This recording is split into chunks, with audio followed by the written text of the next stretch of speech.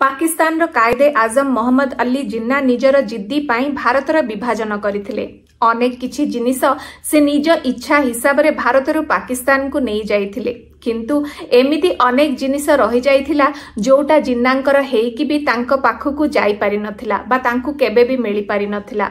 सेई सबु जिनिस भितरु रहिछि तांकर गोटे अमूल्य संपद जोटा कि मुंबई रे थिबा तांकर गोटे बंगलो बा बंगला। 2 वर्षर परिश्रम पर से बंगलाटी को से बनैथिले, किंतु विभाजन पर ताकू से बंगलाटी भारत रे छाड़ी पाकिस्तान को जीवाकू पड़िथिला। आसंतु ए वीडियो रे आमे जानिबा जे एमिति कोन हेइथिला जोथि पाई जिन्ना राजी हेइथिले पाकिस्तान छाड़ी भारत फेरिबा पाई, आउ कोन इतिहास रे रहिछि जिन्नांकर ए बंगला विषय रे। नमस्कार, जय जगन्नाथ। मु पद्मजा स्वागत जनाउछि आपण समस्तंको आम channel PMS the Padmaja Mishra show रे। आसंतु आज किछि भल सुनिबा। साउथ मुंबई रे गोटे भारी महंगा जगह रहिछि जहार ना होछि मालाबार हिल्स, आउ सेठी ही रहिछि पाकिस्तान रो कायदे आजम मोहम्मद अली जिन्नांकर एई अति प्रिय बा अति सुंदर बंगलो बा बंगलाटी। 1934 मसीहारू एई बंगलोर बनिबार कहानीटी आरंभ होइथिला। सेई वर्ष मोहम्मद अली जिन्ना इंग्लैंड रु भारत को फेरिथिले, आउ मुस्लिम लीग को पूरा पूरी निज दायित्व रे नहीं जाइथिले। ता पूर्वरु मोहम्मद अली जिन्ना थिले कांग्रेस रो गोटे सदस्य। प्रकृत रे मोहम्मद अली जिन्ना 1918 मसीहारू सेई बंगलो रे रहुथिले। 1929 मसीह जेतेबेले मोहम्मद अली जिन्नांकर द्वितीय पत्नींकर मृत्यु घटिथिला, सेई समय रे जिन्नांकर सेई घरु मनटी छाड़ी जाइथिला। सेइथिपाई से भाबिथिले जे से घरटी को बिक्री करिदेबे, किंतु 1936 मसीह रे से भाबिथिले जे ए घरटी को पूरा पूरी भांगी आउ थरे नुआ रे बनेइबे बोली। मुंबई रो भारी जणाशुना आर्किटेक्ट सेई समय रे क्लॉड बेटली ए घरटी रो डिजाइन करिथिले।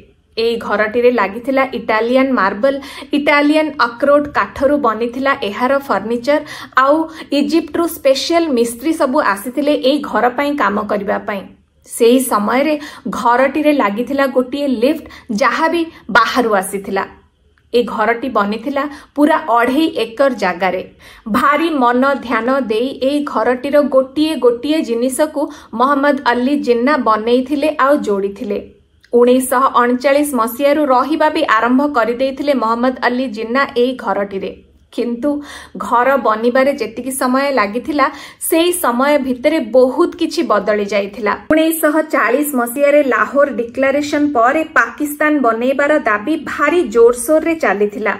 जिन्ना भी पाकिस्तान बनैबार निजर जिद्दी पाई दिल्ली रे रहिबा आरंभ करिदेइथिले। 1944 मसीहारे से भाबिथिले जे जेहेतु से आउ मुंबई रे रहुनांती, से मुंबई रे थिबा तांकर एई पसंदिया बंगलो बा बंगलाटी को बिकी देबे बोली। हैदराबाद रो जणे निजाम को सहित संपर्क भी हेइथिला एई विषय रे। निजाम को तरफरु घरटीर मूल्य 8.5 लाख बोली प्रस्ताव रखा जाइथिला, किंतु जिन्ना कहिथिले जे खाली जागाटीर मूल्य ही 15 लाख, तेणु करी एई डील टी हेई पारि नथिला।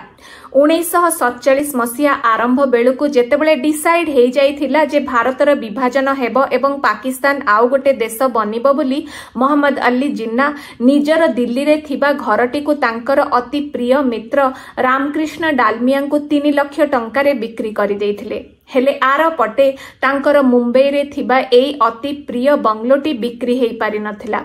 हेले सेई 1947 मसीह रे जिन्ना को केही जणे ऑफर करिथिले सेई घरटी को किनिबा पई 18 लाख टंका रे। हेले जिन्ना एक जिद रे थिले जे से 20 लाख टंका रु गोटे पैसा कम रे मुंबई रे थिबा तांको बंगलोटी को बिक्री करिबेनी बोली।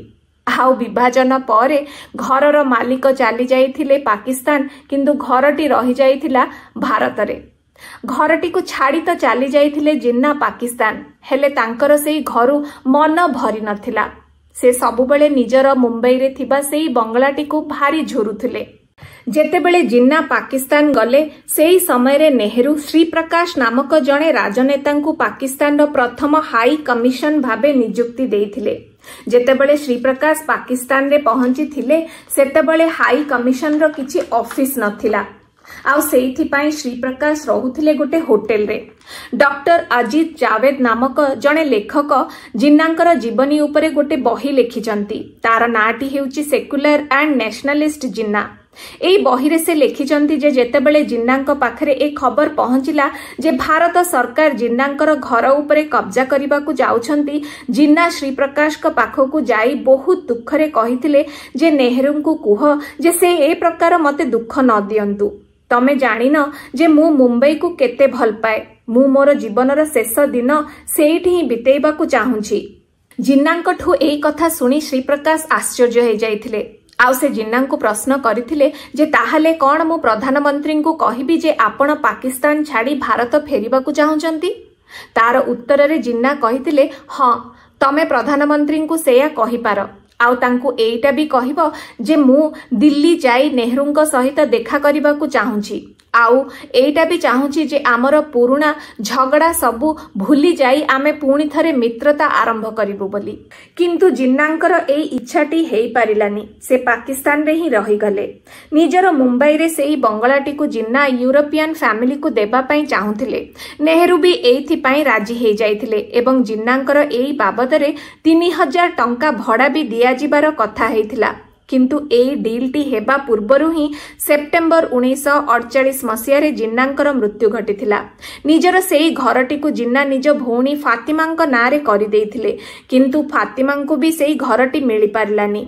1950 मसीह रे भारत सरकार गोटे आईन जारी कले, इवाक्युएट प्रॉपर्टी एक्ट, जहा हिसाब रे विभाजन समय रे निजर प्रॉपर्टी को भारत रे छाड़ी जाइथिबा समस्त व्यक्तिंकर प्रॉपर्टी भारत सरकार रो हेबो।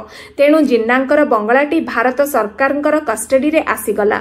1955 मसीह रे एई घरटी को ब्रिटिश हाई कमिशन को भड़ा रे दिया जाइथिला। 1981 मसीहा जाए जिन्नांकर एई घरे ब्रिटिश हाई कमिशनर रो ऑफिस थिला, किंतु तापरे किछि समय पाई एई घरटी को Indian council for cultural relation बा ICCR को भी दिया जाइथिला। आउ तापरे एई घरटी को एनिमी प्रॉपर्टी माने शत्रु संपत्ति बोली घोषणा करागला एवं सरकार निज कब्जा रे नै जाइथिला। एई भितरे जिन्नांकर परिवार रो अनेक लोक कोर्ट रे केस भी करिसंती एई घरटी को निजर बोली दाबी करी। 1962 मसीह रे जिन्नांकर भौणी फातिमा जिन्ना कोर्ट रे केस करिथिले एई घरटी को निजर बोली कही, किंतु फातिमा को ए घरटी मिली पारि नथिला।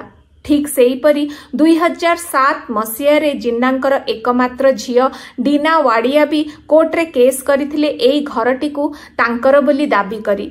जिन्नांकर एई घर पाई पाकिस्तान भी बहुत थर निजर अधिकार जतेइछि। पाकिस्तान बारंबार कहिछि जे एई घरटी को वाणिज्य दूतावास रूपे कन्वर्ट करा जाऊ बोली, किंतु भारत सरकार किछि भी मानिनी। से जा हो कथार सारांशटी एया जे जिन्ना जिद्दी करी भारतर विभाजन करथिले आउ पाकिस्तान बोली अलगा देश बनैथिले। आउ आजी पाकिस्तान रो अवस्था कोन ताहा आपण माने भी जानिछंती आउ मु भी जानिछि। आउ ठीक सेही भली जिन्नांकर बनिथिबा एई बंगलाटीर अवस्था भी आजी पाकिस्तान भलिया हेई जाइछि। आशा करुछि आजिर वीडियोटी आपनकु निश्चय भल लागिथिबो।